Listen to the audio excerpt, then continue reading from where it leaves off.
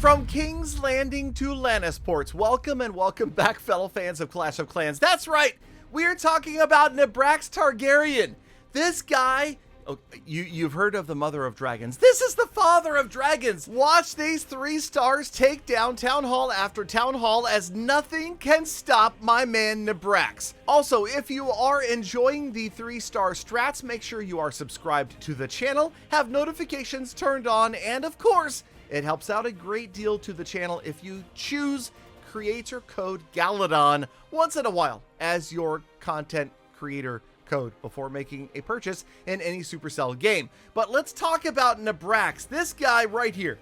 When he calls for Dracarys, the dragons listen. Electro dragons, not a viable strategy until recently, now seem to be overpowering base after base after base, but you can't simply spam.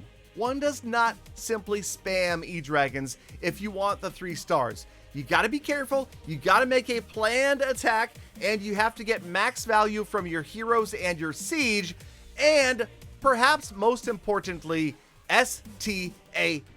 That's right, spell timing and placement, more critical in an E-Dragon attack than virtually anything else. Watch for that. You don't generally bring a ton of spells. Your rages and your freezes are your bread and butter. And Nabrax making this village look like it was made out of bread. But okay, so I've got time for like 4 attacks today because they go so fast when they are done correctly. So I'm pretty much just going to blab through the first one, and then we'll try to look a little more closely. Okay, I'll admit I blabbed through most everything, but we'll try to look a little more closely at the following attacks so that we, yes, you and me and your brother and your friend down the street who plays Clash, but he's only at Town Hall 12, can eventually get to be really, really good at Electro Dragons, because let's admit, they can be the easiest attack in the game to consistently grab 2 stars, but there is certainly required a higher level of skill if you want the consistent triples. So let's watch this one from the start and look for the Town Hall. We want to see how Nabrax is dealing with that Town Hall and key air defenses, right? The bane of any Electro Dragon,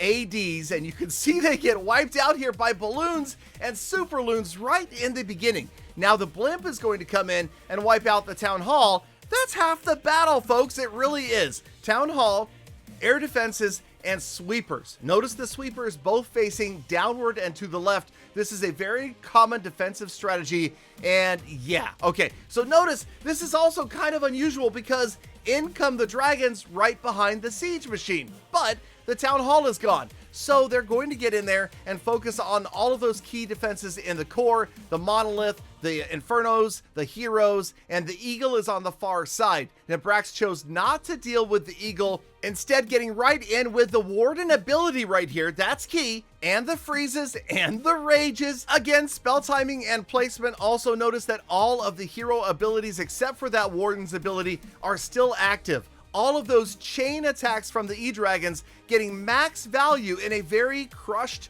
together core of this base. Out the back side, the dragons, well, they kind of split up a little bit. You've got the heroes. You still have, of course, the king's ability, the queen ability, the royal champion. I don't even know where the royal champion is.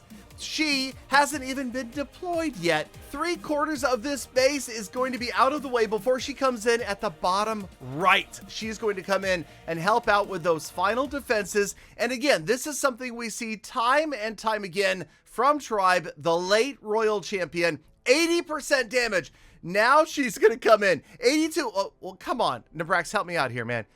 There she is. 86% damage. So she just basically comes in to wipe out the final buildings by herself.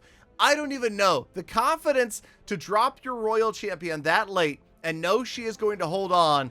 I love it. It is fantastic to watch. I don't have the patience, but the clan castle never even really dealt with. There finally goes the eagle, and it's just a matter of time right here to finally deal with the ice golems first before we get to the United Gaming Clan Castle. There it is. All right, there we go. Nabrax with another win, and we all just got a little bit better at attacking with E-Dragons, but we've got more. Okay, hold on. Let's watch it again.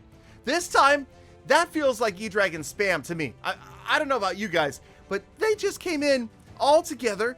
A little bit of funneling on the left-hand side with the Archer Queen, but notice the rages not quite touching each other. The Warden ability helped out the Blimp now to get to the Town Hall, and the E-Dragons as they separate. The balloons dump out of the Blimp, wipe out the Town Hall, and then, of course, nobody else needs to deal with the Town Hall. The Dragons, they go off to do their own thing. The Archer Queen on the left-hand side. And again, let's see how late Nabrax waits before he sends in the Royal Champion. Start to finish, this attack takes less than 90 seconds to execute, because although E-Dragons are slow, 4 rage spells provide plenty of boost to scoot across the map, and you see the chain up there at the top. Notice those chains going off, destroying multiple buildings at once. And one more time, LRC, late Royal Champion, 3/4 of the base is down, and here she comes in the bottom left. She's going to wipe out an air defense all by herself. That means the Dragons never have to deal with it. Same with the scatter shot with the Archer Queen. The heroes are going to move in and wipe those out. And, well, actually, technically, there's only one E-Dragon left, but the chain attacks in those clusters of buildings at the top of your screen are an absolute work of art. You gotta love that, and that is one of the keys to recognize when and where you can use your E-Dragon attacks. Look for those bases that are tightly grouped together. That's where your E-Dragons will gain massive value. In the final destruction of the day by Nabrax, you'll notice we've got bowlers that are going to work together to wipe out an air defense right off the bat, like we saw in the first attack.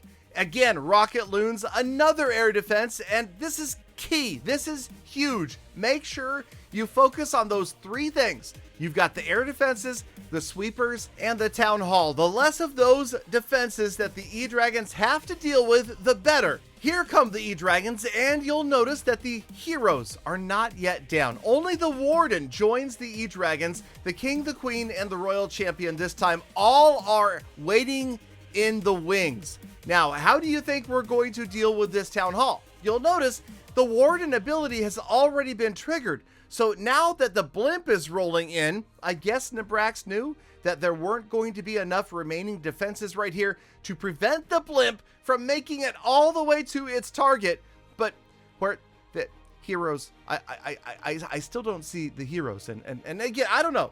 This is one of those things, again, where Nabrax is playing chess, you're playing checkers, I'm playing tiddlywinks.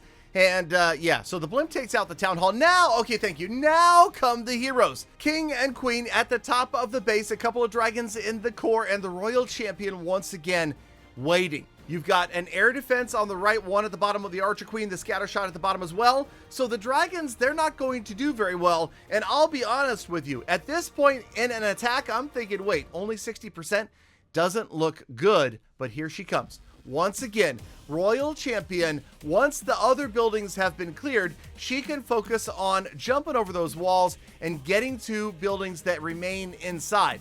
That's about it. She rejoins the King and the Queen, and I'll be honest with you guys. I don't know at this point how you can tell that you have enough horsepower to annihilate the rest of the base, despite the fact that there was a scatter shot, an Archer Queen, the Warden statue, an air defense, and a couple other miscellaneous defenses. But yes, Nabrax gets the job done yet again, and this speaks to just how important it is to max out your heroes. No matter the account, I generally will always do my best to get those heroes fully maxed as one of the first acts when I go to a new town hall. Nabrax obviously showing us again and again the value of late heroes and how solid this E-Dragon attack really is. So we all bow to the King of Dragons and hope he doesn't call Dracarys on our house. I hope you guys got better at E-Dragons. I certainly did. Thank you for watching all the way to the end of the episode, Galafam. Now get out there, make the best of the rest of your day, week, month, and year. Be kind to other people, animals, and the planet. And I hope to see every last one of you back here again tomorrow for more full attacks.